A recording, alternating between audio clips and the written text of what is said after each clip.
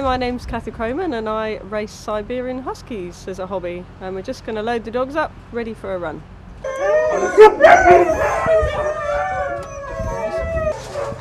See, they get very excited at the prospect of going out for a run. You've got to give them a good diet. Obviously, mine get a good complete food, high protein, high fat, just to make sure they've got all the right vitamins and nutrients they need for running.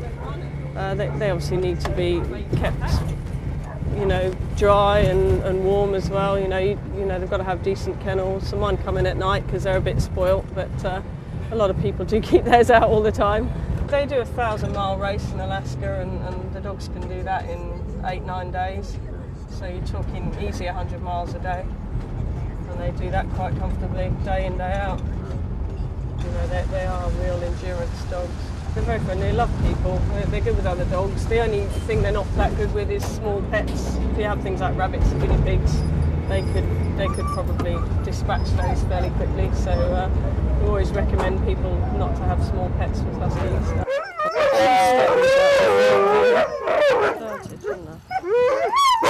You've got to be sure that you can commit the time to them before you take up this sport. Up at 5 every morning, rain or shine. You can have a run, aren't you? Right, this is what we call a stakeout line, so that we can harness the dogs up from it, and when they get back they've got somewhere you can just tie them up so that they can cool down. It's obviously not good for them to go straight back in the van when they get back from a run, because they're going to be a bit hot, so you want to give them a chance to cool down and drink some water.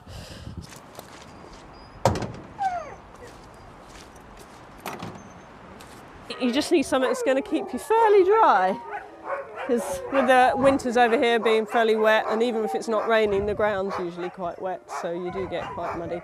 It's not a clean sport, and when you get back you'll be covered in mud. So yes, you get no nails because they all get broken. When I'm at a race I have to go and change away from the van, because the dogs know as soon as you start changing that they're going to go out. So.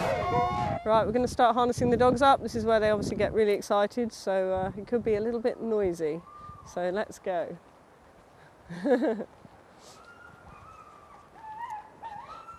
Right, who first? You want to get Habit first?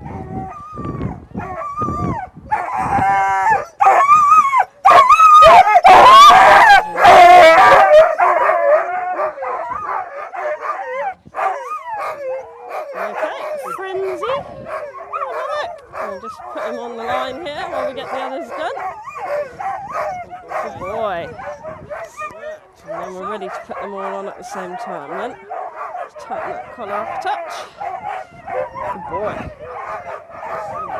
Good boy. Sort them out before I go to work, because it's quite an expensive hobby and obviously need a fair bit of equipment to start. They got like a double coat, they got like a woolly undercoat and then a waterproof sort of top coat. So they're very well designed for the wet and the cold. It sort of throws off the water, and so they never really get wet through.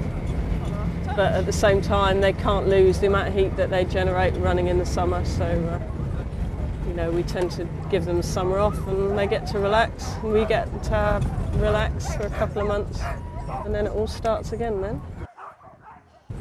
Because they are athletes. I mean, they'll sprint for 3 miles, and the greyhound's only doing about a few hundred yards, so there's quite a big difference to the requirements that they need.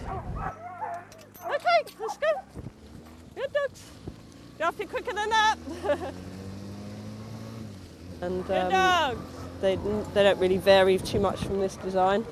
They're designed to be quite lightweight. Good dogs. And quite stable, because they do run pretty quickly, and obviously you go around quite sharp bends sometimes, so you need something that's going to not tip when you're going around corners. Good dogs. You need to find a way of exercising them, because they're not very good off the lead because of the small animal reason. They like to go off hunting and things, so if you let them off the lead they may just go, so it's generally not worth the risk. We certainly compete well abroad, considering it's not really a sport that you'd associate with this country. I think our dogs are as good as any of the dogs they've got abroad. So for the back dogs and for the musher, there's quite a lot of mud.